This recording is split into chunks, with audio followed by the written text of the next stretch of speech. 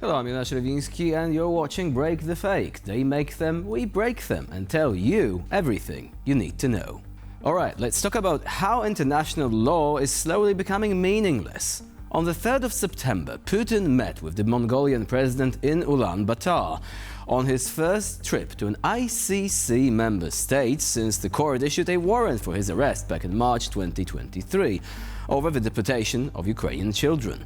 In an ideal situation, we'd start our show with the words, "He finally got caught." Great stuff, but unfortunately, Putin's little trip didn't go quite as we'd all hoped, and no one ended up in handcuffs.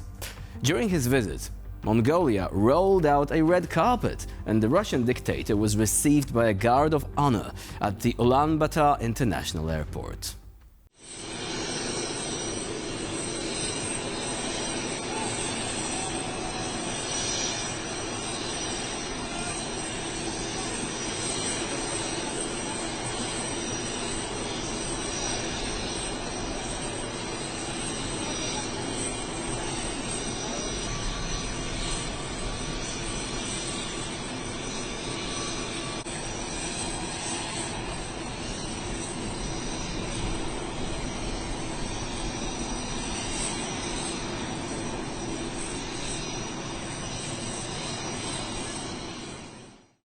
That ceremonial guard of honor, by the way, probably more efficient on the battlefield than Kadyrov's troops.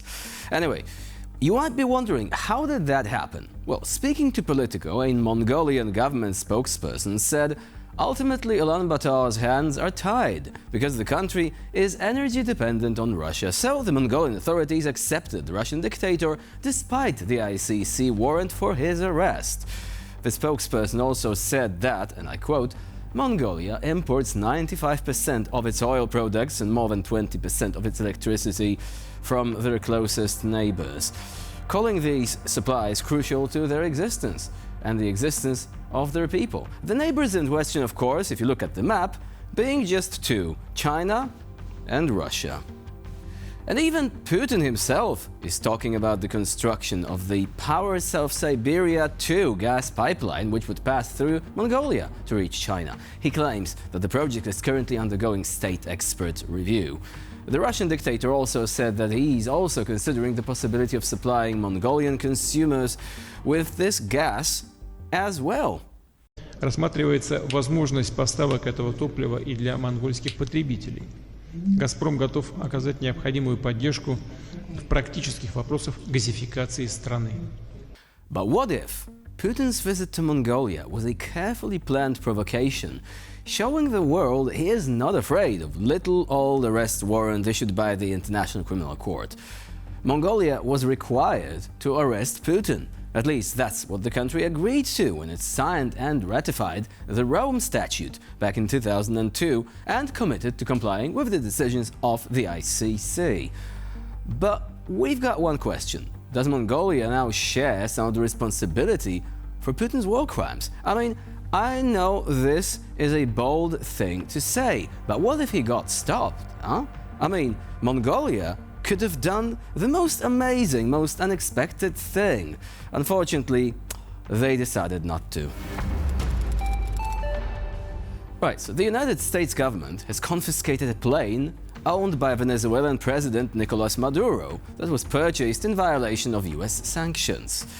According to US Department of Justice, the plane was seized in the Dominican Republic and flown to Florida. The move signals an escalation in the long-standing, cool relations between the United States and Venezuela. I mean, someone is clearly a master of understatement there. Cool relations. Yeah, I mean, you can call it like that. According to US officials, the plane is the Venezuelan equivalent of Air Force One and has been used by Maduro on state visits around the world. Its value is estimated at approximately $13 million. In the spring of 2020, the US Department of Justice indicted Maduro and 14 other former and current Venezuelan officials on charges of narco-terrorism, illegal drug trafficking and corruption. CNN said that Washington has been trying for years to stop the, and I quote, flow of billions of dollars, end of quote, to the Maduro regime. Several US federal agencies have also long pursued the Venezuelan government over corruption issues. However, just a quick reminder that the United States did not recognize Maduro as the president of Venezuela after the elections on the 28th of July 2024, which many countries considered rigged. The election, that is, not the non-recognition. As reported, the US considers the winner to be the candidate from the united opposition, namely Edmundo Gonzalez, and not the current so-called president. But wait, there is more. This is not the end of the story. A court in Venezuela issued an arrest warrant for the former opposition presidential candidate, according to the Associated Press. Sources claim the Venezuelan authorities accused Gonzalez of conspiracy, falsification of documents, and, wait for it, usurpation of authority. The warrant was issued at the government's request, sparking a new wave of crackdowns on the opposition that's intensified since Maduro's re-election to the third presidential term. So, at this point, we're wondering if these events somehow are related to each other. Polish Foreign Minister Radosław Sikorski said in an interview with the Financial Times that Poland is obliged to shoot down incoming Russian missiles before they enter the country's airspace. Here is a quote. "I am personally of the view that when hostile missiles are on course of entering our airspace, it would be legitimate self-defense to strike them, because once they do cross into our airspace, the risk of debris injuring someone is significant." And guess what? Soon after the interview came out, Russian propagandists suggested shooting down Polish military aircraft flying towards the Kaliningrad region. Я думаю, что имеет смысл просто один раз нанести удары вглубь Британии. По местам подготовки украинских войск, базирования оружия, которые планируются к отправке на Украину, и военные заводы, которые... Вы слышите, тут еще один Радослав Сикорский заявил сегодня, что будут сбивать все, что летит. Что надо сбивать, российские ракеты далеко за пределами... А он их собирается сбивать чем? Своими рогами или копытами? Потому что натовцы ему сказали: дурак, сиди молча. Не, логика, да? Если она летит в сторону Польши, она же может залететь в Польшу. Я же говорю, по этой логике мы должны сбивать все военные самолеты Польши, летящие в сторону Калининградской области. Смотрите, как он обалдеет, когда это услышит. Is there still, honestly, anyone counting the number of threats Solovyov makes anymore? Because we've lost count. By making these claims, Solovyov wants to flex and show his audience he is not afraid of anyone, but after almost 3 years of accusations and threats to various countries across the world, the only thing Vlad comes across as is, well, laughingstock. By the way, how is the real estate in Italy? I think Lake Como? I'm quite sure that Mr. Solovyov still misses these houses, right? Well, too bad.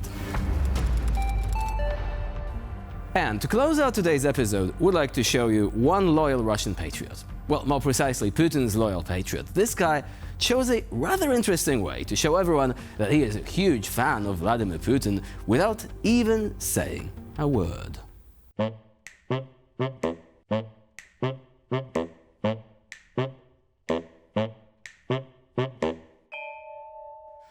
Now, let's take a look at this closely. First and foremost, this hairstyle, even if it works, is probably going to look good for, like, I don't know, a day, maybe 2. After that, Putin is going to resemble Rasputin because the hair is going to grow longer and longer. And with this, we conclude this episode of Break the Fake. Please stay with us here on TVP World for more latest news and updates.